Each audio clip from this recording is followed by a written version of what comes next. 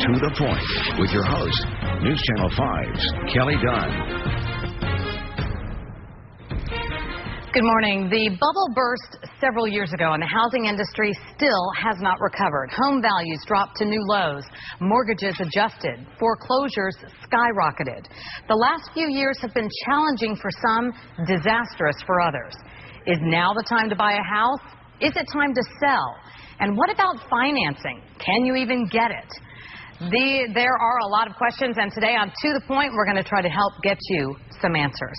And joining me right now is Shari Olefson, a real estate attorney and author of the book Foreclosure Nation. Shari, thank you very much for being here today. Thanks so much for having me, Kelly. This is such a topic that affects everyone. You can imagine the people watching right now, a lot of them, we're going to be talking about their situations. Right. Let's begin first with buyers or those waiting on the sidelines. Who's winning right now?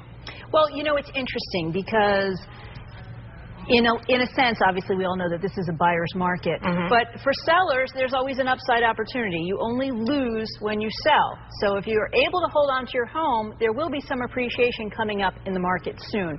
Now, here in South Florida, we're looking at probably 2015 before we really see that. But just as much as it hurt when we lost that value in our home, we do have some silver linings to look forward to in the next few years as the values go back up. Have we hit bottom?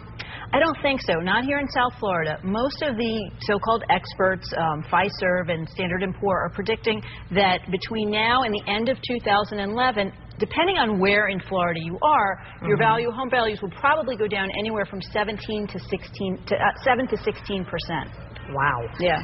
So how bad is this? Give us some perspective. Is this, you know, in how many generations and how many years? How bad? When was it this bad before? I'm going to tell you the sort of bad news, then I'm going to tell you the really bad news. Oh, great. And then I'm going to tell you the good news. Okay? The sort of bad news is what we've all been hearing about, and those are sort of the numbers, the home prices, the foreclosures, the inventory, the number of sales.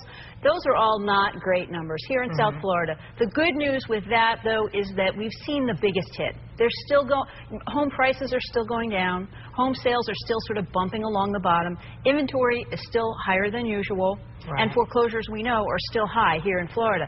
The really bad news is unemployment. And the fact that a lot of these issues have been building for a long time. This is not a new problem. We know housing since 2006 has been a problem, but unemployment began becoming a problem in the 1960s when we started shipping these jobs offshore. We actually have 4 million kids every year trying to get into the workforce, but we only have 3 million old folks getting out, which is a serious problem. Now, the good part is we know it's a problem now, because for such a long time we've had sort of things in our economy hiding that, and we didn't really realize it. Now that we know it, we do have leaders in Washington and in our state of Florida who are working to address those problems. So were home prices in the early 2000s, and were they just ridiculously high and begging to come down? It sure looks that way now. But let's look at housing in terms of the big picture, because housing is not a short-term investment. Housing, to really be an investment, needs to be you need to look at it in the long term. Now, over the last 10 years, home prices in Florida have appreciated by 50%, even with the bubble and with the decrease in prices. Really? Over the last 30 years in Florida, our home values have gone up over 200%. So, believe it or not, Florida real estate is still a good deal in the big picture. Yet, I think the statistics are that 4 of every 10 homes are underwater, and you can't refinance a home that's underwater.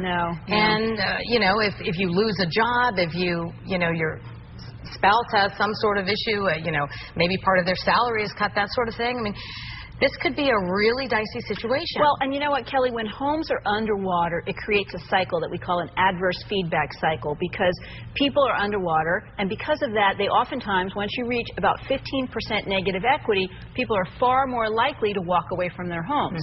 Well, that in turn causes more foreclosures, which brings down home values. For every foreclosure in your neighborhood, your value will go down about 1%. So that drives more people underwater, and it just creates that cycle that keeps continuing. So who can help these people? Well, if you're underwater, people are underwater for different reasons. Some people may have bought at a high time. Other people may have refinanced and cashed money out. But, you know, in most of those situations, people who are underwater need to look at how soon it will be before that equity recovers. And again, here in Florida, we're looking at about 2015 to 2020 before most people start seeing positive. In other words, they make up that lost money and they start seeing positive appreciation. Walking away from most people is not a good alternative, and you have to be very, very careful, because there are a lot of lawyers. There are some good lawyers out there, but there are a lot of lawyers out there who their agenda is to get you in as a client, ka-ching, ka-ching, ka-ching. They're making a living, and they're encouraging people wrongly to walk away from their mortgages. People need to really make sure they get several opinions before they make a move like that. Well, what about a modification? That seems like the solution for a lot of people, and there are plenty of lawyers and other organizations out there saying, hey, I can help modify your mortgage. Again, that, you know, right, and you hit the nail on the head in terms of that agenda that you have to be careful of, because most of them are not going to do that for free, meaning they're making money and they have another alternative for wanting to bring you in the door. Most people who apply for modifications, depending on the program, are not actually getting them. And that's because if you can pay your mortgage, you're not supposed to get a modification. Just because you're underwater does not mean that the bank is going to modify your loan. On the other hand, if you just can't ever, you're not ever going to be able to afford that home. I mean, let's face it, some of us really stretched. And just because the mortgage payment goes down, you're still going to have high taxes and insurance. And, I mean, shoot, your air conditioning bill on a house that's too big for you is just going to be unaffordable. If you're in that situation, a modification is also not for you, because it's not what we call sustainable. It's not going to really help you keep your home long term. So modifications are a solution for some people. We're seeing more and more that short sales are really an alternative for people who just really shouldn't be in that home. And what happens in a short sale? I think a lot of people have heard the term, may not realize what goes on. Right. Well, essentially, you list your property, hopefully with a realtor who's familiar with short sales and understands the dynamics there, because in addition to, say, you, a buyer, and me, a seller, being at the table, there's a third party, and that's your bank. So if we have an offer and a contract we want to have approved, but it's for less than the amount that it's going to cost to pay off the loan, then we have to bring the bank in and get their consent to do that deal, because they're going to be taking what we call a haircut, meaning they're not going to get paid off in full either. The one thing you need to be careful of is sometimes they will release you from the responsibility for that additional money, which we call the deficiency, and sometimes they won't, and you need to know which type of a deal you're getting. And so you could leave that home and carry with you thousands of dollars. For 20 years in the state of Florida. We call those ticking financial time bombs, because they will catch up with a lot of people who don't realize that they have them. On the other end of the spectrum, how hard is it to get a mortgage these days if you are interested in buying a home? You know, that's such an interesting question, because we're hearing all the time about how interest rates are so low, and really career-breaking low. We will never see interest rates this low again. The problem is that because of what so many folks have been through with credit problems and employment problems, very few folks can actually qualify for those very, very low rates.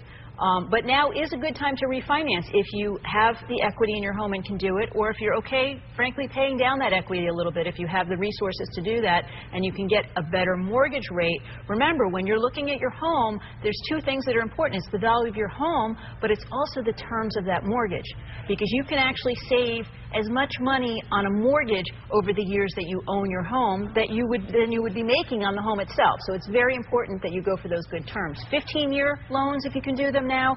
Fixed rate loans, if you can do them now. It's a great opportunity. Oh, yeah, fixed rate. Yeah, we didn't even talk about adjustables, and there's a whole lot of those coming due within the next few years. So. Right. The beat goes on. Coming up next, what you can do if you are facing foreclosure.